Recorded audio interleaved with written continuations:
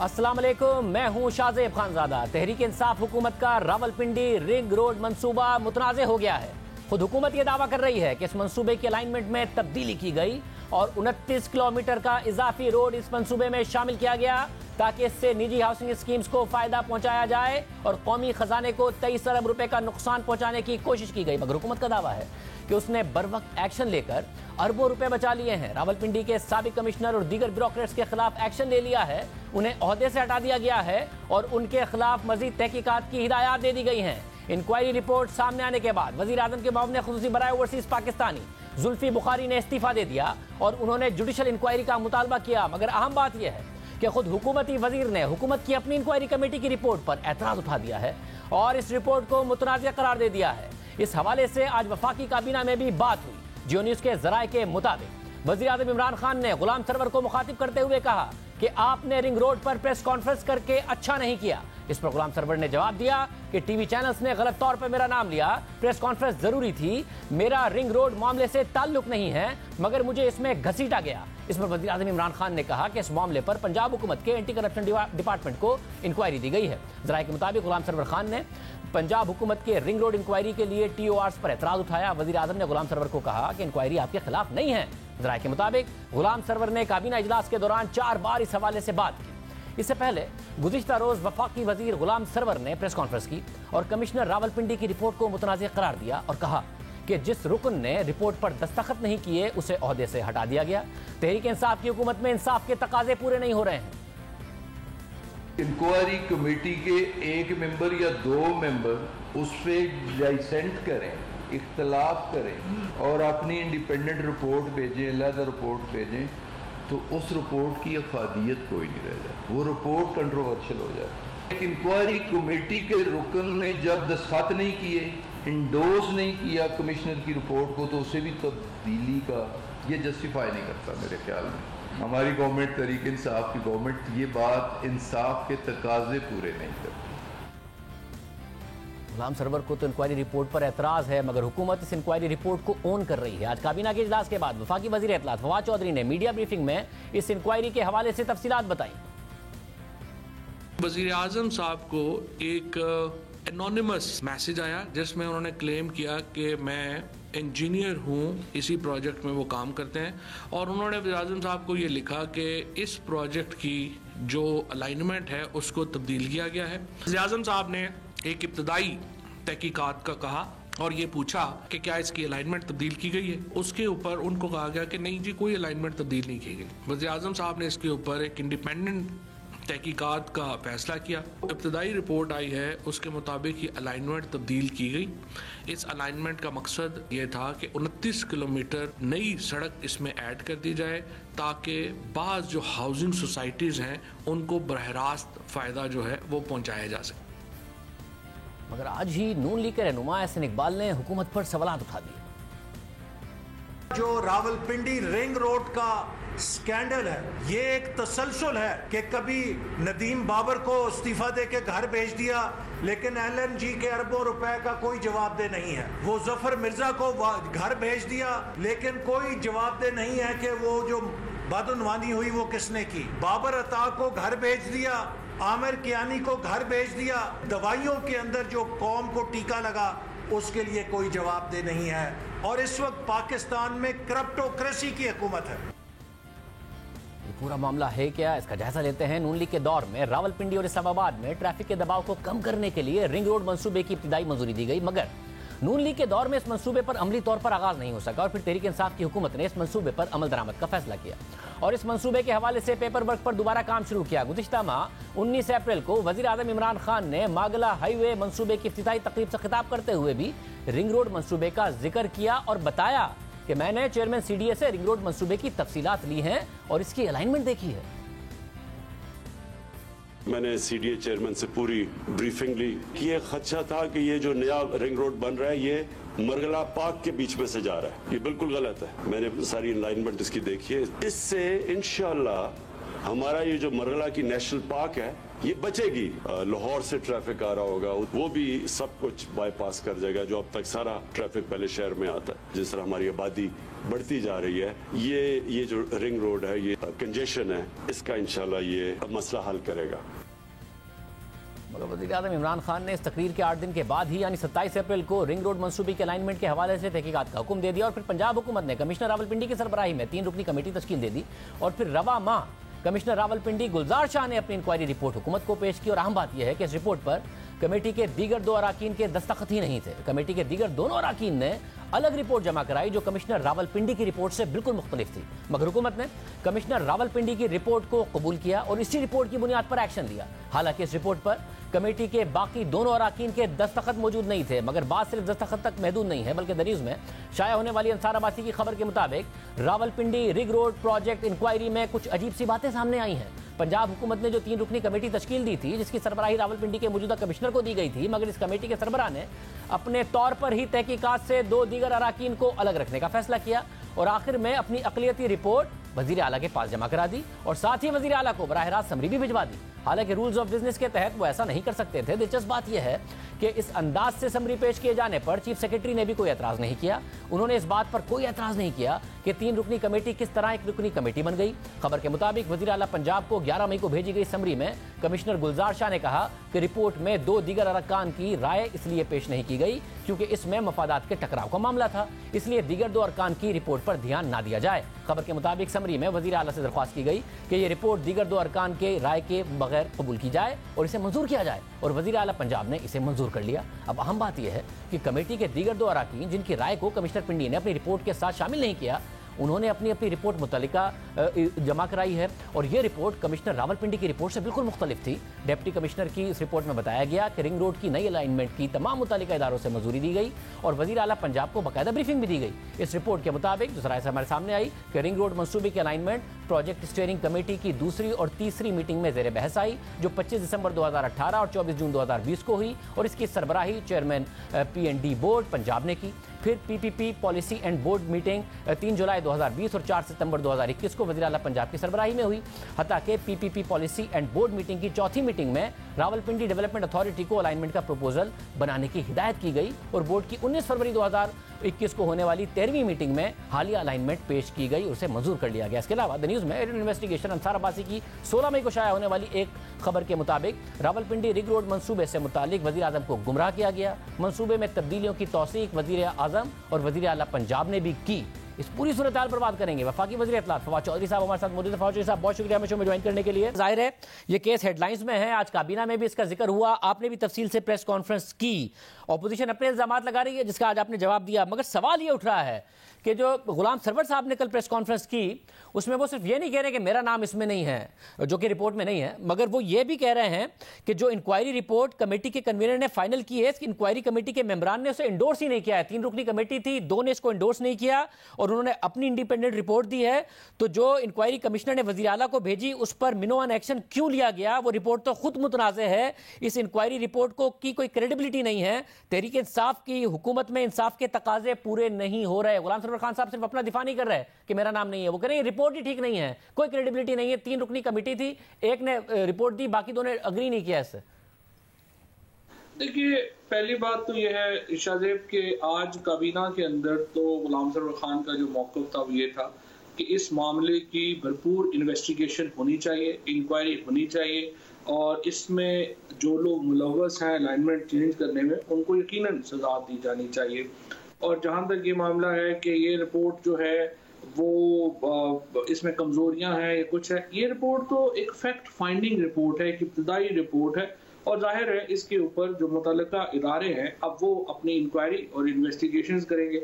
लिहाजा इस रिपोर्ट के अंदर खामियां क्या हैं, कुछ नहीं है, वो तो एक सानवी बात है क्योंकि ये तो एक इब्तदाई फैक्चुअल रिपोर्ट है जो कि पंजाब हुकूमत ने अब भेज दी है मुतल्लिका इदारों को मुकम्मल इन्वेस्टिगेशंस और इंक्वायरीज की। वैसे मगर ब्यूरोक्रेट्स के खिलाफ तो आपकी तरफ से कार्रवाई की गई है ना, और क्या सिर्फ ये कमिश्नर यही लोग इन्वॉल्व थे, साबिक कमिश्नर और ये लोग, क्योंकि जो दूसरी डिप्टी कमिश्नर साहब की रिपोर्ट है वो तो बाकायदा बता रही है कि जितने भी डिपार्टमेंट थे NHA C D A, Lahore ring road authority جو کہ اپنے پاس ایکسپیرینس کی وجہ سے اس کی ایگزیکیوشن میں انوالو تھی، پروجیکٹ اسٹیئرنگ کمیٹی، ان سب نے باقاعدہ طور پر کنسنسس کے ساتھ اس الائنمنٹ کو اپروو کیا.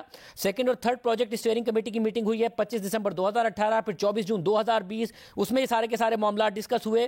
پھر چیف منسٹر کو جولائی 2020 اور 4 سپٹمبر 2020 چیئرڈ بائی چیف منسٹر کو باقاعدہ طور پر اس پروپوزل کے حوالے سے بریفنگ دی گئی ہے، اور پھر 19 فروری کو 2021 کو اس کا باقاعدہ طور پر اپروول ہوا ہے. اور نیس پاک جس نے شہباز شریف کے دور میں پہلی الائنمنٹ کی منظوری دی تھی، اس نے اس الائنمنٹ کا جائزہ لیا 2021 میں، اور اس نے بھی کہا کہ یہ بہتر پروجیکٹ ہے اور یہ بہتر انداز میں سرو کرتا ہے سارے کے سارے معاملے کو. تو پھر چیف منسٹر سے لے کے ان تمام اداروں کے خلاف کارروائی ہوگی. دیکھیے شاید پہلے تو ذرا تھوڑے فیکٹس جو ہے نا وہ ٹھیک کر لیتے ہیں. 2017 میں اس پروجیکٹ کو اپروو کیا گیا. پروجیکٹ بڑا زبردست ہے، پنڈی کے ارد گرد رنگ روڈ بننی ہے اور یقینی طور کے اوپر اس کی پنڈی کو ضرورت ہے. اب کیا ہوا کہ پرائم منسٹر صاحب کو ایک انانیمس جو انجینئر ہیں جو اس میں انوالو ہیں، انہوں نے یہ ان تک رسائی کا کہا یا ان تک میسج جو ہے وہ پہنچایا کہ اس کی جو الائنمنٹ ہے اس میں انجینئرنگ ایک بہت بڑا ڈیفالٹ کیا گیا ہے کہ جو اوورآل جو سڑک ہے اس پہ سپیڈ 120 کلومیٹر ہے، لیکن سنگجانی جا کے اس سڑک کو چھوٹا کر دیا گیا ہے جس کی وجہ سے سپیڈ 90 کلومیٹر ہو گئی ہے. اور یہاں پر چونکہ بڑی سڑک سے چھوٹی سڑک کر دی گئی ہے تو اس سے ایکسیڈنٹس بہت ہوں گے، اور انہوں نے ایک ڈیزائن کا ایک بلنڈر جو ہے اس کی بات کی. اس کے بعد وزیر اعظم صاحب نے آ کے پوچھا کہ اس کی جو الائنمنٹ ہے اس کو انہوں نے متعلقہ محکموں سے پوچھا کہ الائنمنٹ چینج کی گئی ہے. ان کو جواب دیا گیا الائنمنٹ چینج نہیں کی گئی ہے. اس کے بعد جب وزیر اعظم آفس نے اس کی انویسٹیگیشن کی یا ایک انکوائری کی ابتدائی، اور اس کے بعد پتہ چلا کہ اس کی جو الائنمنٹ ہے وہ اس سے مختلف ہے جس کی منظوری دی گئی ہے. جو الائنمنٹ کی ایک ابتدائی منظوری دی گئی تھی وہ 2018 میں دی گئی تھی، اور اس کے اندر 29 کلومیٹر روڈ جو ہے وہ ایڈیشنل شامل کی گئی. اور اس روڈ کے ذریعے جو اٹک لوپ ہے، یعنی جو پنڈی رنگ روڈ بنتی تھی یہ اٹک میں جا کے نکلی، اور اٹک کے اندر جو 7-8 ہاؤسنگ سوسائٹیز جو سائٹ کے اوپر بن رہی تھی ان کو اس سے یقینی طور کے اوپر بڑا فائدہ ہوا، اور کچھ انڈیویجولز کو بھی فائدہ ہوا. اب جو کمشنر راولپنڈی نے جو ابتدائی تحقیقات کی ہیں انہوں نے 2 سیٹس کریٹ کیے ہیں. انہوں نے ایک سیٹ وہ کریٹ کیا ہے جو جن کا سامنے نام ہے، یعنی کمشنر، سابق کمشنر کا انہوں نے نام لیا، اس کے بعد انہوں نے سابق لینڈ کلیکٹر کا نام لیا. اسی طرح سے جو توقیر شاہ صاحب ہیں جو سابق سیکرٹری ہیں شہباز شریف صاحب کے، ان کا وہاں پہ سیدھا جو ہے وہ ان کی زمینیں ہیں ان کا نام آتا ہے. اسی طرح کچھ لوگ اوروں کا نام آتا ہے، کچھ جو ہاؤسنگ سوسائٹیز ہیں ان کا نام آتا ہے. انہوں نے کہا کہ یہ تو وہ لوگ ہیں جن کا براہ راست ان کو ایڈوانٹیج ہوا 29 کلومیٹر روڈ ایڈ کرنے سے اوریجنل الائنمنٹ میں، اور باقی جو لوگ ہیں ان کے خلاف آپ ڈیٹیلز انویسٹیگیشنز کریں گے تو آپ کے سامنے. مگر فواد صاحب کیا یہ سارے لوگ، یہ سارے بروکریٹ کیا بغیر اپروول کے، کیونکہ ڈپٹی کمشنر کی رپورٹ کہہ رہی ہے کہ چیف منسٹر سے لے کے نیچے تک سب نے کنسنسس کے ساتھ اپروول دیا ہے. سلمان شاہ صاحب نے بریفنگ اٹینڈ کی کہ یہ خود 29 کلومیٹر کی اضافی الائنمنٹ کر سکتے تھے کیا بغیر کسی کے اپروول کے، چیف منسٹر کے اپروول کے؟ جی بالکل. 2 باتیں میں آپ کہنا چاہتا ہوں. پہلی بات تو جو اس کیس میں جو یونیک بات ہے وہ میں تھوڑا سا پہلا حصہ وہاں پہ میں آپ کی توجہ دلانا چاہتا ہوں. ایک تو سکینڈلز ہوتے ہیں جہاں پہ بہت سارا پیسہ کھایا جاتا ہے، یہاں پہ بہت سارا پیسہ بچایا گیا ہے، تقریباً 23 ارب روپیہ بچایا گیا ہے. حکومت کا پیسہ ضائع جو ہے وہ نہیں ہوا اس اقدام کی وجہ سے. یہ بات ایک امپورٹنٹ ہے کیونکہ زیادہ تر اپوزیشن جس طرح سے آپ بات کر رہے ہیں ان میں لوگوں نے وہ رپورٹ پڑھنے کی زحمت ہی نہیں کی ہے اور وہ ٹی وی کے اوپر آ کے اپنے بھاشن دینا شروع ہو گئے ہیں. ایسا تو نہیں ہے کہ چند ہاؤسنگ سوسائٹیز کو اگر فائدہ ہو رہا تھا نئی الائنمنٹ کی وجہ سے تو کچھ ہاؤسنگ سوسائٹیز کا اور بڑے بڑے ڈیولپرز کا نقصان ہو رہا تھا نئی الائنمنٹ کی وجہ سے، کیونکہ ان کو فائدہ تھا پرانی الائنمنٹ کی وجہ سے، اور انہوں نے کسی بھی طریقے سے دباؤ ڈال کے یہ سارا کا سارا معاملہ کرایا ہے تاکہ ان کا نقصان نہ ہو، نئی ہاؤسنگ سوسائٹی جن کا فائدہ ہو رہا تھا ان کا فائدہ نہ ہو. ایسا تو نہیں ہے. دیکھیے یہ تو خیر ایک بہت ہی ہائپوتھیٹیکل بات ہے کیونکہ جو پرانی الائنمنٹ ہے وہ شہر پنڈی کے ارد گرد ہے، نئی الائنمنٹ سے اٹک شامل ہو جاتا ہے اس میں. تو سوال یہ ہے کہ اگر کسی کو فائدہ ہو رہا تھا تو وہ الائنمنٹ تو اپنی جگہ پر موجود ہے، ان کا فائدہ تو اپنی جگہ پہ موجود ہے، وہ تو نہیں کیا ہے. جو نئی ہاؤسنگ سوسائٹیز کو فائدہ پہنچایا جا رہا تھا اس کا نقصان یہ ہے کہ اس کی قیمت جو ہے وہ 23 ارب روپے جو تھی وہ پاکستان کے عوام دے رہے تھے. ایسا تو نہیں ہے کہ پنڈی کے پاس جن کے پروجیکٹ ہیں نئی ہاؤسنگ سوسائٹیز ان کے کمپٹیشن میں آتی ہیں تو ان کا نقصان ہو رہا تھا, اور وسر و سوخ تو ہر میڈیا ہاؤس پر اور ہر سیاسی جماعت پر رکھتے ہیں, اس لیے انہوں نے وسر و سوخ استعمال کر کے یہ سارا کا سارا کام کرایا ہے. کیونکہ جو ڈپٹی کمشنر کی رپورٹ ہے وہ کہہ رہی ہے کہ جو ڈیولپمنٹ ہے وہ بہت پہلے سے اسلام آباد ایئرپورٹ جب بنا ہے تو اس کے بعد شروع ہو گئی تھی اس ایریا میں, تو ایسا نہیں ہے کہ رنگ روڈ کی وجہ سے یہاں پہ ڈیولپمنٹ ہونی تھی. یہ ڈیولپمنٹ اور ہاؤسنگ سوسائٹیز بہت پہلے لانچ ہونا شروع ہو گئی تھی وہاں پر, اور آپ تو ظاہر ایریا سے واقف ہیں, آپ جانتے ہوں گے. تو ہاؤسنگ سوسائٹیز تو اب بھی چل رہی ہیں نا جی, ہاؤسنگ سوسائٹیز تو وہاں پر موجود ہیں. سوال یہ ہے کہ کیا گورنمنٹ آف پاکستان کو 23 ارب روپیہ خرچ کرنا چاہیے ان پرائیویٹ ہاؤسنگ سوسائٹیز کو فائدہ دینے کے لیے یا نہیں؟ یہ تو ایک پوائنٹ آف ویو ہے, آپ کا پوائنٹ آف ویو ہو سکتا ہے کہ ان کو دینا چاہیے فائدہ ایک, لیکن گورنمنٹ کا پوائنٹ آف ویو یہ ہے کہ ان کو 23 ارب روپیہ پاکستان کے لوگ تو لگا کے اتنا پیسہ ہمارا تو نہ لگے. اور یہی پہلے جو ہے وہ شہباز شریف صاحب کے دور میں یا نواز شریف اور پیپلز پارٹی کے دور میں کیا ہوا, ایگزیکٹلی یہی پیٹرن تھا. یہاں پہ اگر شہباز شریف ہوتے تو ساری زمینیں آپ کو پتہ چلتی رائٹ لیفٹ کے اوپر. مگر میں فوجی سے بھی سوال کرنا چاہوں گا, پوائنٹ آف ویو یہ میرا نہیں ہے, میں رپورٹ ورسز رپورٹ کمپیئر کر رہا ہوں, کمشنر ورسز ڈپٹی کمشنر. جو شہباز شریف صاحب کے دور میں 2017 میں الائنمنٹ اپروو ہوئی تھی اس میں تو نہیں تھا یہ آپ کے دور میں اگر اپروو ہوئی ہے تو صرف چند بیوروکریٹ سے سوال ہوگا یا عثمان بزدار صاحب سے, ان کی ٹیم سے, اس کے علاوہ جتنے ادارے اس میں انوالو تھے. کیونکہ وزیر اعظم کو تو ایک بریفنگ وزیر اعظم نے خود نے 19 اپریل کی تقریر میں بتایا کہ میں نے بریفنگ لی ہے, انہوں نے بتایا کتنا فائدہ مند ثابت ہوگا پورا کا پورا. انہوں نے بتایا کہ مغلہ پاک سے نہیں گزرے گا اس لیے کنسرن نہیں ہونا چاہیے, تو ان کو بھی بریفنگ دی گئی تھی. تو یہ سب سے سوال ہوگا یا جی نہیں, پہلی بات تو یہ ہے کہ جو رپورٹ میں اگر یہ لکھا ہوا ہے جو ڈپٹی کمشنر کی رپورٹ میں تو یہ غلط لکھا ہوا ہے. اس کی وجہ یہ کہ وزیر اعظم صاحب کو جو بریفنگ دی گئی وہ تو مارگلہ روڈ کے اوپر دی گئی, ان کو رنگ روڈ کے اوپر یہ والی بریفنگ جو ہے وہ تو کبھی بھی نہیں دی گئی. جہاں تک چیف منسٹر صاحب کا یا جو باقی آپ بات کر رہے ہیں, یہ انہی نے تو انکوائری کرائی ہے, اور اگر انہوں نے یہ انکوائری کرائی ہے اور وہ یہ اس نتیجے میں پہنچے ہیں کہ یہ الائنمنٹ غلط ہوئی ہے تو پھر چیف منسٹر نے اس کی کیسے منظوری دی ہے؟ جو تمام پروسیس ہے جو کل چیف سیکرٹری پنجاب نے بھی بڑی تفصیل کے ساتھ میڈیا کے نمائندوں کے سامنے رکھا, وہ یہی تھا کہ اس کی جو پروسیسز ہوتے ہیں الائنمنٹ کو بدلنے کے وہ ہوتے ہیں یا تو اگر پی پی پی اتھارٹی جو ہے وہ اس کو ریکمینڈ کرے گی یا بورڈ آف ریونیو کرے گا, اور ان دونوں اتھارٹیز کو بائی پاس کر دیا گیا. ان کے پاس تو کبھی وہ جو ڈیسیژن ہے وہ کبھی گیا ہی نہیں ہے الائنمنٹ چینج کرنے کا. اب سوال یہ ہے کہ آپ جس طرح سے جو بنیادی سوال یہ ہے کہ دیکھیں کبھی کسی گورنمنٹ کے اندر پی ٹی آئی کے علاوہ کسی کی جرت نہیں ہے کہ وہ اپنی گورنمنٹ کے اندر اس طرح کے اسکیمز کو یا اس طرح کے اسکینڈلز کی انویسٹیگیشنز کرائیں. ہم نے چینی اسکینڈل ہو, ہمارا پیٹرولیم کا معاملہ ہو, یہ ہو, تمام رپورٹس ہم نے نہ صرف اس کی انویسٹیگیشنز کروائیں بلکہ ان کو پبلک کیا. اس پہ سوال اٹھتا ہے کیونکہ احسان اقبال صاحب نے بھی سوال اٹھایا کہ پولیو کے معاملے پر بھی آپ نے نوٹس لیا, بندہ فارغ کر دیا, آگے کچھ نہیں کیا. کیانی صاحب کو دوائیوں کا اسکینڈل آیا, اس کے بعد انہیں فارغ کر دیا, آگے کچھ نہیں ہوا. ندیم بابر صاحب کو فارغ کر دیا, آگے کیا ہوگا نہیں پتا. چینی کے اسکینڈل پر آپ نے صرف پورٹ فولیو خسرو بختیار صاحب کا بدل دیا, فوڈ منسٹر بدل دیا, آگے کیا ہوا, کون سبسڈی لے گیا, کیا ہوا, کس کو سزا ملی, نہیں ہوا. مگر میں اس والے پروجیکٹ کے لیے ضرور جاننا چاہ رہا ہوں کیونکہ 3 لوگوں کی کمیٹی تھی, ایک بندے کی بنیاد پر یہ اگر یہ کام کر دیا گیا اور وزیر اعظم کہہ رہے ہیں 19 اپریل کو کہ میں نے الائنمنٹ دیکھی ہے رنگ روڈ کی, تو یہ ایسا تو نہیں ہے کہ ایک کا کانفلکٹ آف انٹرسٹ تھا, ایک سیٹ آف گروپ کو فائدہ ہو رہا تھا, دوسرے سیٹ آف گروپ کا کانفلکٹ آف انٹرسٹ ہرٹ ہو رہا تھا اور وہ ڈومینیٹ کر گئے ہیں سارے معاملے میں. اچھا ذرا پہلے رک جائیے, جو آپ نے احسان اقبال صاحب کی بات کی اور آپ نے کہا یہ آپ نے کام کیے اور اس کا نتیجہ جو ہے وہ آپ کے سامنے نہیں آیا, یہ بات تو بالکل ہی ریکارڈ کے خلاف ہے. دیکھیے سب سے پہلے آپ دیکھیے کہ آپ نے چینی اسکینڈل کا جب آپ نے نوٹس لیا, اس کے بعد آپ دیکھیں کہ جو تمام شوگر ملیں جو ٹیکس نیٹ میں شامل ہی نہیں تھی ان سے 300% زیادہ جو ٹیکس ہے وہ وصول ہو رہا ہے. پیٹرولیم کمپنیز کی جو آپ بات کر رہے ہیں, آپ اس انکوائری کے بعد آج تمام جو پیٹرولیم کمپنیز ہیں ان ایس او پیز کے اوپر عمل درآمد کر رہی ہیں جن کے اوپر پاکستان کی تاریخ میں کبھی عمل نہیں ہوا. اس کے بعد آپ نے کہا کہ ہر کام کے اوپر آپ لوگوں کو اٹھا کے جیلوں میں ڈالنا جو ہے وہ الٹیمیٹ نہیں ہے. اکاؤنٹیبل ٹھہرانا تو ہے, کیونکہ جب پہلی رپورٹ آئی تو 80 روپے کی چینی تھی اور کہا تھا کہ اب اس کو ہم نیچے لے کے آئیں گے. چینی 100 روپے کی ہو گئی. ٹیکس آپ لوگوں نے 2019 میں بڑھا دیا تھا اور 50 روپے کی چینی پر جو سیلز ٹیکس ہوگا وہ 100 روپے کی چینی پر ویسے بھی زیادہ ہوگا. تو ٹیکس کلیکشن اس لیے کہ آپ نے اقدامات کیے یا اس لیے کہ قیمت بڑھ گئی اس پر سیلز ٹیکس زیادہ کلیکٹ کر رہے ہیں اور 2019 میں بڑھا دیا تھا؟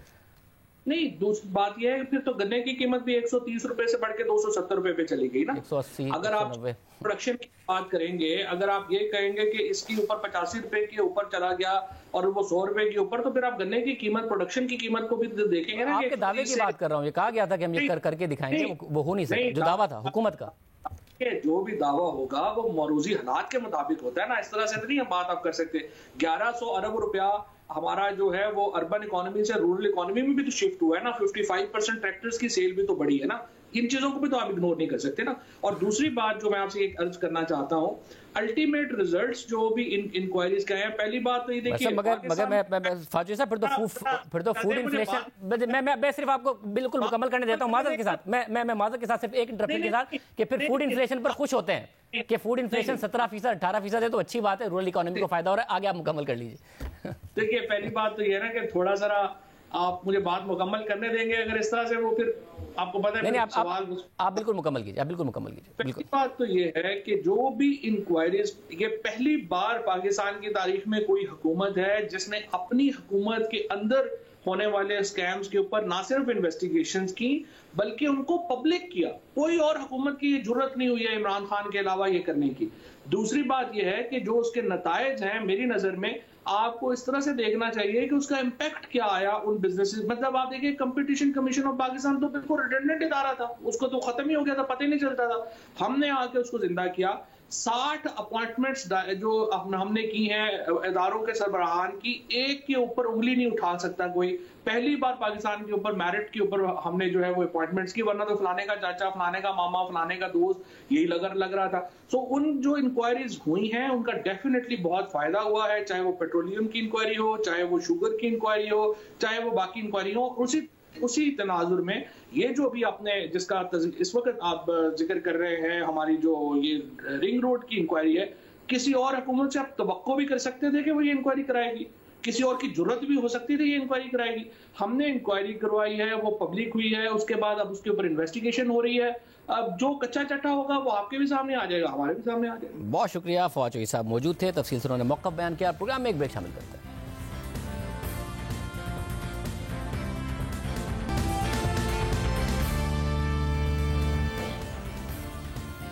मुस्लिम लीग नून का एस्टैब्लिशमेंट से झगड़ा था या नहीं था, और अब सुलह हो गई है या नहीं हुई है, ये दो सवालात गुज़िश्ता चंद रोज से मुल्की सियासी मंजरनामे पर अहमियत इख्तियार कर गए हैं। ये मामला शुरू हुआ नून लीग के कायद नवाज शरीफ और मरियम नवाज के तर्जुमान मोहम्मद जुबैर के एक बयान से। मोहम्मद जुबैर ने बताया कि नून लीग की एस्टैब्लिशमेंट से सुलह हो गई है और तहरीक इंसाफ को अब यही डर खौफ है। हमेशा हमारे रिलेशन जो हैं पाकिस्तान फौज के साथ जनरली अच्छे रहे हैं। वैसा सुलह हो गई, अब हम समझते हैं जी बिल्कुल सुलह हो गई है, और यही डर खौफ है जो आप बार बार पूछ रहे थे ना मेरे से कि जी ये कैसे गिरेंगे कैसे गिरेंगे। इनके पास से सिर्फ सीढ़ी खींचनी थी, वो सीढ़ी जैसे ही थोड़ी सी खींचेगी तो मसला पीटीआई के लिए हो जाएगा। हमारे साथ हालात तो वही मैं कह रहा हूँ कि एक तो आप कह रही हैं कि आपकी सुलह हो गई है रावलपिंडी से, और हमने कोई लड़ाई थोड़ा नहीं की हुई थी। यही सवाल जब साबिक वज़ीर आज़म शाहिद खाकान अब्बासी से मेज़बान आदिल शाहज़ेब ने किया तो उन्होंने क्या कहा, इधर देखिए। क्या बाकी आपकी सुलह हो चुकी है एस्टैब्लिशमेंट से? हमारी जंग कब थी किसी से? जंग नहीं थी आपकी? कोई जंग नहीं है, बयानिए की जंग। हमने कभी किसी के बारे में कोई बात की है? वो जलसों में जो नाम लिए गए, नाम लिए हैं जो इलेक्शन में लोग जिम्मेदार थे। हमने किसी इदारे के बारे में कभी बात नहीं की, हमने हमेशा मुल्क की बात की है। आज भी हम इक़्तिदार की बात नहीं करते। हम ये कहते हैं कि जो इलेक्शन चोरी हुआ उससे मुल्क आज जहां पर है वहां पर पहुंचा है। जुबैर साहब ने उसी पैराई में बात की जो आपने मुझसे सवाल की है जी। मैंने कहा जी कोई जंग ही नहीं थी। जलसों में बात होती है, जलसे होते हैं, उनमें बात होती है, तकरीरों में बात होती है, में बात होती है, तकरीरों में बात होती है। मियां नवाज शरीफ मुतादिद बार नाम लेके ये बात कर चुके हैं। तो ये मामलात कैसे तय हुए हैं, सुलह हुई है तो किसने की है, सीढ़ी कैसे खींची जाएगी। हमारे साथ मौजूद हैं मोहम्मद जुबैर साहब, तर्जुमान मरियम नवाज, नवाज शरीफ। मोहम्मद जुबैर साहब बहुत शुक्रिया। जुबैर साहब, ये किसने की है सुलह, कैसे हुई है सुलह? एक दफ़ा क्या फिर आपके जरिए राब्ता हुआ, किससे हुआ, कैसे मामला तय पाए? मेरा ख्याल है वजाहत की ज़रूरत है शाहज़ेब। थोड़ी सी वजाहत मैंने कल भी जियो पर की थी, लेकिन एक तो जिस तरह शायद खाकान अब्बासी ने भी कहा और मैं भी ये कह रहा था उस प्रोग्राम में کہ ہم نے کوئی کسی بھی ادارے کے ساتھ کوئی لڑائی جھگڑا کیا ہی نہیں ہے. ہماری جو جنگ ہے اور وہ دہرانے کی ضرورت ہے وہ ہماری جنگ ہے بیانیے کی, اور وہ بیانیہ پاکستان مسلم لیگ کا اور میاں نواز شریف کا جہاں ہم تھے وہیں ہم کھڑے ہیں, اور جہاں تک میرا تعلق ہے 1 سینٹی میٹر بھی میں دور نہیں ہوا, اسی بیانیے کے ساتھ کھڑا ہوا ہوں. اور اس کی وجہ بڑی سمپل ہے. ہم یہ کہتے ہیں کہ اگر تمام ادارے اپنے آئین کے مطابق کام کرتے رہیں, ہماری کوئی جنگ جھگڑا کسی کے ساتھ نہیں ہے, اگر ماورائے آئین کوئی بات ہوتی ہے تو ہم اس کا اظہار کرتے ہیں, اور کئی دفعہ بہت کھل کے کرتے ہیں, اور اس طرح سے کرتے ہیں جو پاکستان کے سٹینڈرڈز پہلے نہیں اجازت دیتے تھے. اور میں آپ کو ایک ایگزامپل مگر مجھے یہ بتا دیجیے کہ صلح ہو گئی ہے, اس جملے کو ایکسپلین کر دیجیے. صلح ہو گئی مطلب آپ کہہ رہے ہیں جھگڑا نہیں ہے, جھگڑا نہیں ہے تو صلح بھی نہیں ہونی چاہیے, مگر آپ ہی کہہ رہے ہیں صلح ہو گئی ہے تو جھگڑا ہوگا تو صلح ہوگی, کیسے ہوئی؟ نہیں وہ تو دیکھیں وہ انٹرپریٹیشن کی بات ہے, کیونکہ میں وہ ایکسپلین کر رہا تھا اس ARY کے شو میں, اور وہ بار بار مجھے یہ چوائس دے رہے تھے بٹوین چوزنگ کہ جی ہمارا جھگڑا ہے یا صلح ہے. تو میرا خیال ہے اس سے تاثر صحیح نہیں گیا جو میں نے کہا تھا. کوئی ایسا تو تھا نہیں کہ پہلے کوئی ہم جھگڑا کر رہے تھے, کوئی لڑائی جھگڑا تھا, جنگ تھی, اور وہ تو بلکہ سیز فائر اور پتہ نہیں کیا کیا الفاظ استعمال کر رہے تھے. تو اس پر میرا خیال ہے وہ جو آؤٹ آف کانٹیکسٹ انہوں نے پریزنٹ کیا, اور میں یہ انہوں نے نہیں پریزنٹ کیا. صاحب دیکھیں آپ نے بات کی ہے, اگر پہلے اسٹیٹس کو ہے, نہ لڑائی تھی نہ صلح ہے, اگر اسٹیٹس کو ہے تو پھر سیڑھی کیوں کھینچے گی تحریک انصاف کی حکومت کے نیچے سے, جو آپ نے آگے اپنی کنٹینیوٹی میں جملے میں کہا؟ جی وہ میں ایکسپلین کر دیتا ہوں. دیکھیں ہم بالکل ہمیں یقین ہے اس بات کا, اور جو ابھی آپ نے شاہد خاقان عباسی کا بھی انٹرویو کا وہ بتایا تھا کہ ہم سمجھتے ہیں کہ 2018 کا الیکشن جو ہے وہ میسیولی ریگڈ تھا.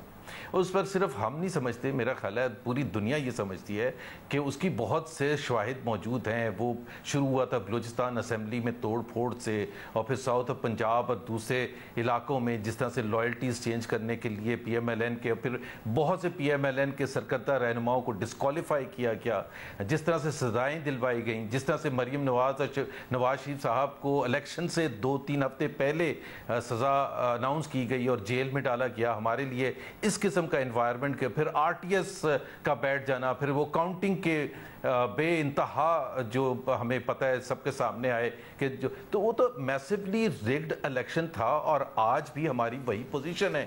اور اس وجہ سے ہم سمجھتے ہیں کہ as a political party PMLN سمجھتی ہے کہ جی ہمیں ایک پولیٹیکل ویسا مگر صرف جلسوں میں تقریر کا مسئلہ نہیں تھا نا, جیسے عباسی صاحب کہہ رہے ہیں کہ جلسوں میں تقاریر ہوتی رہتی ہیں, تو جو بیانیہ ہے وہ جلسوں کی تقاریر کی حد تک تھا, کیونکہ جو کل جماعتی کانفرنس تھی اس کا جو 20 ستمبر 2020 کو اعلامیہ آیا, اس کا نقطہ نمبر 2 کہتا ہے کہ اجلاس نے قرار دیا کہ موجودہ سلیکٹڈ حکومت کو مصنوعی استحکام اس اسٹیبلشمنٹ نے بخشا ہے جس نے الیکشن میں دھاندلی کے ذریعے اس عوام پر مسلط کیا. اجلاس نے اسٹیبلشمنٹ کے سیاست میں بڑھتے ہوئے عمل دخل پر گہری تشویش کا اظہار کیا اور اسے ملک کی سلامتی اور قومی اداروں کے لیے خطرہ قرار دیا. اجلاس نے مطالبہ کیا کہ اسٹیبلشمنٹ سیاست میں ہر قسم کی مداخلت فوری طور پر بند کرے. تو جو سیڑھی آپ کھینچنے کی بات کر رہے ہیں اور صلح کی بات کر رہے ہیں, کیا مداخلت نہ ہونے کی آپ کو کوئی ایشورنس ملی ہے؟ نہیں, کوئی ایشورنس نہیں ہمیں دی ہے, لیکن ظاہر سی بات ہے ہم سمجھتے ہیں کہ بہت سے ایسے واقعات ہوئے ہیں جس میں آپ کو تبھی میں بتانا چاہتا تھا ایک واقعہ جو ہوا تھا اسی دوران. 16 اکتوبر کو میاں نواز شریف نے تقریر کی تھی, 18 اکتوبر کو مریم نواز صاحبہ اور ان کے ہسبینڈ کیپٹن صفدر یہاں کراچی میں آئے تھے, اور وہ جو رات کو ہوٹل میں دروازہ توڑنے کا واقعہ ہوا تھا اس پر ہم نے آواز شاہزیب اٹھائی تھی. جب ہم نے آواز اٹھائی تھی اور ہم نے نشاندہی کی تھی کہ اس میں کون شامل تھا, تو اس وقت ہمیں اسی طرح سے ہمیں کہا گیا کہ آپ کیوں ایسی چیزوں کا ذکر کر رہے ہیں جو نہیں کرنا چاہیے. لیکن خود فوج کے سربراہ نے اس کا نوٹس لیا, اور اس کے بعد آپ نے دیکھا کہ وہ رپورٹ بھی آئی, وہ ہوتا ہے ماورائے آئین, اور اس پر ہم نے ریئیکٹ کیا تھا. اور اسی طرح کے واقعات پر جب ہم ریئیکٹ کرتے ہیں تو ہمیں کہا جاتا ہے کہ جی ہم کسی کے خلاف اعلان جنگ کر دیے. جنگ نہیں ہوتی ہے. اگر کوئی ماورائے آئین کوئی بات ہوگی, اور جب بھی ہوگی, پہلے بھی جب ہوئی تھی اس وقت بھی ہم نے کھل کے بات کی تھی, آئندہ بھی ہوگی, اور پاکستان پاکستان کی جو اداروں کی سینسٹیوٹی ہے اس کو دیکھ کے ہم بات کرتے ہیں. مگر صاحب آپ کا جو اطمینان ہے, آپ کا جو اطمینان ہے اس واقعے سے لے کے, جس واقعے کا آپ ذکر کر رہے ہیں, مریم نواز صاحبہ کا ہوٹل کا جو دروازہ توڑا گیا, پھر اگلے دن جو صفدر صاحب کا اریسٹ ہے, اس سے لے کے یہاں تک, صفدر صاحب کے اندر جانے سے لے کے شہباز شریف صاحب کے باہر آنے تک کچھ بدلا ہے, یا صرف شہباز شریف صاحب کے احکامات ہیں کہ جی اب ذرا صلح کی بات کیجئے, یہ کنفرنٹیشن کی بات نہ کیجئے, جس کی وجہ سے آپ لوگوں کی باڈی لینگویج بھی اور لینگویج بھی دونوں ذرا تبدیل نظر آ رہی؟ پتہ نہیں ابھی آپ کو میری باڈی لینگویج کیسے لگ رہی ہے. میرا خیال ہے اگر آپ 4 مہینے پہلے بھی میرا انٹرویو لیتے تو میری باڈی لینگویج یہی ہوتی. تھوڑا سا فرق ہے شاہد حقان عباسی صاحب کے انٹرویو میں بھی اور آپ کے انٹرویو میں بھی. آپ خود ریپیٹ میں دیکھ لیجئے گا, آپ کو لگے گا کہ, اور پھر پرانا انٹرویو بھی دیکھ لیجئے. وہ تو باڈی لینگویج تو آپ کا نقطہ نظر ہے, لیکن جو بات میں ایمفسائز کر رہا ہوں کہ شہباز شریف کے, بالکل یہ بات ایک امپورٹنٹ ہے جو آپ نے ریز کی ہے. ایسے تاثر جو ہے یہ پی ٹی آئی اور عمران خان کی حکومت دینے کی کوشش کرتی رہی ہے اور کھل کے اظہار کرتی رہی ہے, اور خاص طور پر جب ان کو ایئرپورٹ روکا ہے اس کے بعد جس طرح سے ریئیکشن کیا ہے وفاقی وزراء نے, خود عمران خان نے, کہ جی یہ کوئی ڈیل کا حصہ ہے, اور اس ڈیل کی وجہ سے شہباز شریف صاحب کو بیل ملی ہے, اس ڈیل کی وجہ سے کورٹ نے ان کو اجازت دی تھی باہر جانے کے لیے, اور پھر اس سے منسوب کیا جاتا ہے, کنیکٹ کیا جاتا ہے ڈاٹس کو کہ جی دیکھیں اس نے یہ کہا اور اس نے یہ کہا. میرا خیال ہے کہ یہ تاثر جو ہے یہ پی ٹی آئی اپنی گھبراہٹ میں دیتی ہے, اور ہمارے لیے یہ ایک اطمینان کا باعث ہوتا ہے کہ جب پی ٹی آئی کی حکومت اتنی گھبراہٹ محسوس کرتی ہے, بیکاز ان کو عادت ہے کہ وہ خود سے کوئی چیز کرنے کا ان کو عادت نہیں ہے, اور وہ ہر چیز کے لیے دوسری طرف دیکھتے ہیں کہ جی کسی نہ کسی طرح سے ان کی حکومت کو سہارا ملے. آپ کو یاد ہوگا کہ عمران خان نے ایک سے زیادہ دفعہ یہ کہا, ذکر کیا فوج کے حوالے سے کہ ایز اف یہ کنیکٹ کرنے کے لیے کہ فوج ان کی پولیٹیکل پارٹی کو سپورٹ کر رہی ہے, حالانکہ ہم نے اس وقت بھی یہ یاد دہانی کرائی تھی کہ فوج جو ہے ایک قومی فوج ہے اور اس کا کام نہیں ہے کسی پولیٹیکل پارٹی کو سپورٹ کرنا, اس کا کام ہے حکومت پاکستان. جب آپ نے یہ بات کی تھی اس وقت بھی ہم سے یہ سوال آپ لوگوں سے کیا گیا تھا, اور میں بار بار یہ سوال کرتا رہا اس وقت بھی, کہ آپ یہ کہہ رہے ہیں کہ حکومت کی سپورٹ نہ کرے, فوج اور سیاست میں مداخلت نہ کرے, یا آپ یہ کہہ رہے ہیں کہ سیاست میں مداخلت اس طرح نہ کرے کہ ان کی سپورٹ نہ کرے مگر ہماری سپورٹ کر دے. تو ابھی تک جو بیانیہ ہیں وہ اس حد تک قائم ہے کہ جی بالکل مداخلت نہیں ہونی چاہیے, اس حد تک قائم ہے کہ ان کو سپورٹ نہ کرے, ہمیں کریں. نہیں, ہم تو ڈیمانڈ ہی نہیں کر رہے ہیں, نہ ہم نے کبھی ڈیمانڈ کیا. ہم نے تو ہمیشہ یہ ڈیمانڈ کیا ہے ایون پلینگ فیلڈ ہونے چاہیے جو پاکستان کے. شاہزیب, اس میں جو کل بھی میں اور ہمیشہ سے ہمارا نقطہ نظر ہے وہ یہ ہے کہ جو پاکستان کے آئین میں جو باؤنڈریز لکھی ہوئی ہیں جس بھی ادارے کی, ہم 1 سینٹی میٹر بھی اس سے نہ زیادہ مانگ رہے ہیں نہ اس سے کم مانگ رہے ہیں. ہم یہ کہہ رہے ہیں کہ جو ایسا پولیٹیکل پارٹی ہمیں پاکستان کا آئین اجازت کرتا ہے کھل کے سیاست کرنے کا اور ایک پولیٹیکل مخالفین کے خلاف اپنی جدوجہد کرنے کا, جیسے ابھی بائی الیکشنز ہوئے تھے, اس بائی الیکشنز میں ہم نے بھرپور حصہ لیا اور ہم نے پورے پاکستان میں اور پوری دنیا میں یہ بتایا کہ سب سے زیادہ ووٹ اس بائی الیکشنز میں کونے کونے میں پاکستان کے ہر خطے سے میاں نواز شریف کے نام پر پڑے ہیں. تو وہ بیانیے کی ایک سپورٹ تو ہے, گراؤنڈ لیول پر بھی ہے اور ہر جگہ پر بھی ہے. تو ہم یہ تو ڈیمانڈ کر ہی نہیں رہے کہ آپ ان کی سیڑھی کھینچ دیں اور ہمارے لیے سیڑھی لگا دیں, ہم یہ بالکل ڈیمانڈ نہیں کر رہے ہیں. بہت شکریہ. محمد زبیر صاحب ہمارے ساتھ موجود تھے, پروگرام میں بریک شامل کرتے ہیں, مزید عام خبروں پر بات کریں گے.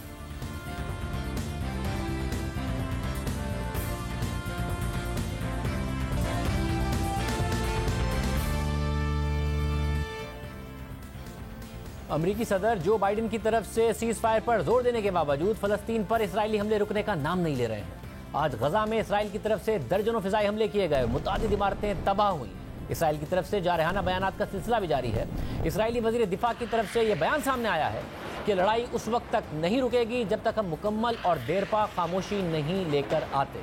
اب تک اسرائیل کی طرف سے حملوں میں 213 فلسطینی شہید ہو چکے ہیں, جس میں 61 بچے اور 36 خواتین بھی شامل ہیں. غزہ میں اب تک 450 عمارتیں تباہ ہو چکی ہیں, جس میں 6 اسپتال اور 9 پرائمری ہیلتھ کیئر سینٹرز بھی شامل ہیں. صرف یہی نہیں, غزہ کی واحد کرونا کی ٹیسٹنگ لیبارٹری بھی اسرائیلی حملوں کی وجہ سے بند ہو گئی ہے, کیونکہ حملوں کی وجہ سے لیبارٹری کو بھی نقصان پہنچا ہے. اور اقوام متحدہ کی ہیومینیٹیرین ایجنسی کے مطابق اسرائیلی حملوں کی وجہ سے فلسطین میں 52,000 لوگ پناہ گزین بن چکے ہیں, جس میں سے 47,000 لوگوں نے اقوام متحدہ کے زیر نگرانی چلنے والے اسکولوں میں پناہ لی ہے۔ اس پوری صورتحال کے پیش نظر ایمنسٹی انٹرنیشنل نے بیان جاری کرتے ہوئے کہا ہے کہ عمارتوں پر اسرائیلی فضائی حملے جنگی جرائم میں شامل ہو سکتے ہیں۔ ایمنسٹی انٹرنیشنل کے مطابق ادارے نے اسرائیل کی طرف سے رہائشی گھروں میں 4 جان لیوا حملوں کو ڈاکیومنٹ کیا ہے، جس میں اسرائیل کی طرف سے حملے سے پہلے کوئی وارننگ بھی نہیں دی گئی تھی۔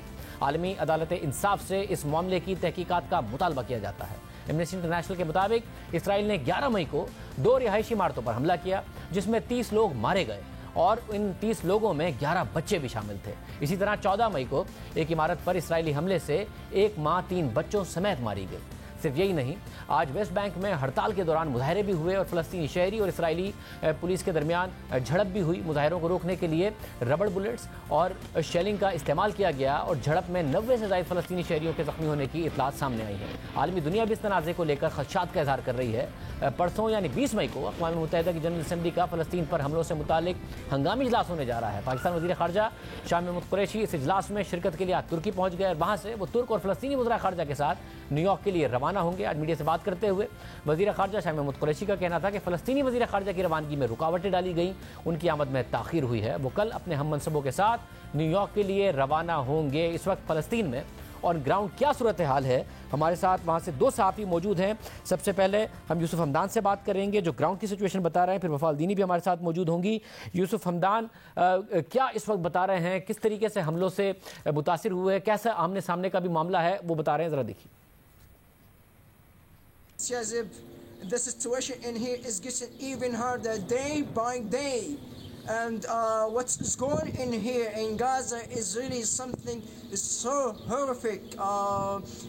It's considered as a massive disaster. Now we are gonna show you the effects of the devastation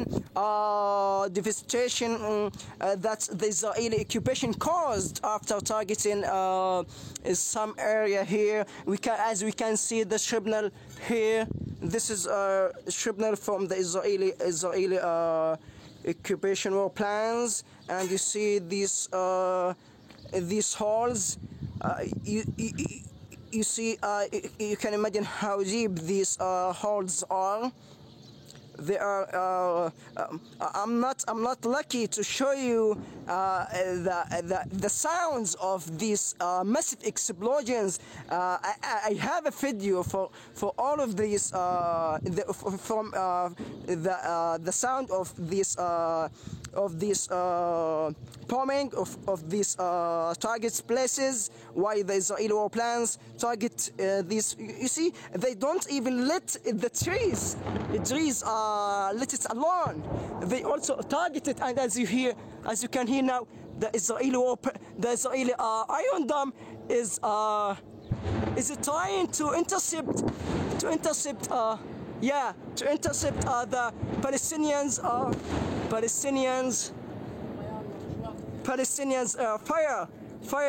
firing rockets toward the Israeli settlement. We are really in danger. We may be in heaven in any moment. So we have to evacuate from here sooner rather than later. I have to cancel it. حال نظر آ رہی ہے۔ وفا الدینی صاحبہ ہمارے ساتھ موجود ہیں، صحافی ہیں، غزہ سے ہمیں جوائن کر رہی ہیں۔ آپ کا بہت شکریہ۔ ذرا نظر آ رہا ہے کہ کس طریقے سے حملے ہو رہے ہیں، اگر غزہ میں اور اگر کوئی جوابی کارروائی ہو بھی، راکٹ بھی ہو، تو کس طریقے سے انٹرسیپٹ کرنے کا باقاعدہ طور پر اسرائیل کے پاس تو نظام موجود ہے، مگر فلسطین میں عمارتیں تباہ ہو رہی ہیں، اسپتال تباہ ہو رہے ہیں۔ اس وقت آف ناؤ کیا صورتحال ہے جب آپ رپورٹ کر رہی ہیں؟ آج بھی کیا بہت زیادہ کارروائیاں ہوئی ہیں اور بہت زیادہ تباہی ہوئی ہے؟ Firstly, thank you so much for having me. And regarding مجھے پروگرام میں بلانے کا شکریہ۔ اور ہاں، جو اس وقت یہاں صورتحال ہے وہ یہ ہے کہ اسرائیل نے لوگوں پر حملہ کیا، جارحیت کی، جو اب بھی جاری ہے۔ ابھی کچھ سیکنڈ پہلے ہی میں نے ایک زوردار دھماکے کی آواز سنی۔ انہوں نے میرے محلے میں ایک گھر پر بمباری کی۔ میں امید کرتی ہوں کہ اس حملے میں کوئی زخمی نہ ہوا ہو۔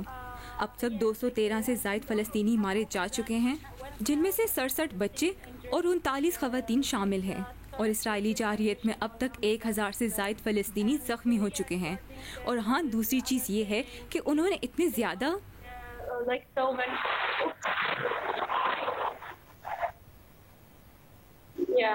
So yeah, I think they targeted the same house. مجھے لگتا ہے کہ انہوں نے اسی گھر پر دوبارہ حملہ کیا ہے. مجھے نہیں پتا کہ آپ نے یہ آواز سنی ہے کہ نہیں. وہ ایک گھر پر کئی دفعہ حملے کرتے ہیں. لوگوں کے آنے کا انتظار کرتے ہیں کہ لوگ وہاں اپنا سامان لینے آئیں, اور جب وہ آتے ہیں تو پھر وہ اس جگہ پر دوبارہ بمباری کرتے ہیں. وہ جس گھر پر حملہ کرتے ہیں اس پر میزائل گراتے ہیں. They just launched several missiles on the houses that they target. ہم دعا گو ہیں آپ سب محفوظ رہیں, یہ صورتحال بہتر ہو. مگر ظاہر خبریں یہ بھی آئیں کہ صرف اور صرف گھروں کو نہیں انہوں نے ٹارگٹ کیا, اسپتالوں کو ٹارگٹ کیا, جس کی باقاعدہ طور پر اب تو انٹرنیشنل آرگنائزیشنز خبریں بھی واضح طور پر دے رہی ہیں. پاور پلانٹ کو ٹارگٹ کر دیا, جس کی وجہ سے بجلی متاثر ہو رہی ہے. پانی کی کمی کا اس وقت سامنا ہے. اس وقت کیا صورتحال ہے جو لوگ وہاں پر رہ رہے ہیں؟ خوف تو ظاہر اپنی جگہ موجود ہے, زخمی ہو رہے ہیں, شہید ہو رہے ہیں, مگر اس کے علاوہ کیا کیا مسائل کا سامنا کرنا پڑ رہا ہے ان تمام اسرائیلی کارروائیوں کی وجہ سے؟ Yeah, like I can tell you, like since the very beginning of this aggression, like اسرائیلی جارحیت کے آغاز سے یہاں جو سولر پلانٹس ہیں وہ کام نہیں کر رہے, کیونکہ بارڈر بند ہونے کی وجہ سے فیول نہیں ہے, اور مجھے لگتا ہے کہ آنے والے دنوں میں سولر پلانٹس بھی بند ہو جائیں گے, تو ہمارے پاس بالکل بھی بجلی نہیں ہوگی. اس وقت ہمارے پاس روزانہ صرف 3 گھنٹے بجلی ہوتی ہے, اور کچھ علاقوں میں پانی بالکل بھی موجود نہیں, اور وہاں کے رہائشی دوسرے علاقوں پر انحصار کرتے ہیں. وہ دوسرے علاقوں سے پانی لینے کے لیے لمبا سفر طے کرتے ہیں. یہاں کے لوگوں کے لیے یہ بہت مشکل ہے کہ وہ بنا پانی اور صرف 3 گھنٹے کی بجلی پر گزارا کریں. ہر چیز کا انحصار پانی اور بجلی پر ہوتا ہے, اور یہاں آئے روز دھماکوں سے صورتحال مزید سنگین ہو گئی ہے. غزہ پر اسرائیلی حملے سے پہلے یہاں کورونا کی وبا پھیلی ہوئی تھی, تو یہاں کے اسپتالوں پر پہلے ہی زیادہ بوجھ تھا, اور کئی سالوں سے اسرائیلی حملوں نے یہاں کے صحت کے نظام کو بری طرح متاثر کیا ہے. یہاں نظام صحت تباہی کے دہانے پر ہے, جس کی وجہ کورونا اور اسرائیلی محاصرہ ہے. اسرائیل کی طرف سے یہ پہلا حملہ نہیں ہے, یہ چوتھا حملہ ہے.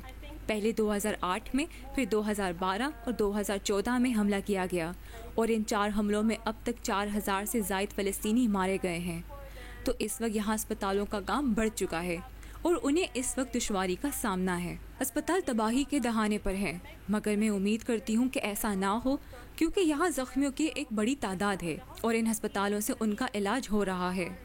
because we just depend on them, to treat our injuries, like to treat the huge number of injuries. بہت شکریہ. صورتحال آپ نے دیکھی. اس وقت جو صورتحال ہے اس میں لوگ زخمی نہیں ہو رہے ہیں, شہید ہی نہیں ہو رہے ہیں, بچے صرف شہید نہیں ہو رہے ہیں, بلکہ پانی کی کمی, اسپتال کا سسٹم, پورا کا پورا نظام اس وقت مفلوج کر کے اسرائیل نے رکھ دیا ہے, اور ان کی باقاعدہ طور پہ باتوں سے نظر آ رہا ہے اسرائیل کی طرف سے کہ ان کا رکنے کا بھی کوئی ارادہ نہیں ہے. عالمی برادری بھی کوئی کردار ادا نہیں کر پا رہی ہے. آج کے پروگرام میں اتنا ہی. اجازت دیجیے. اللہ حافظ.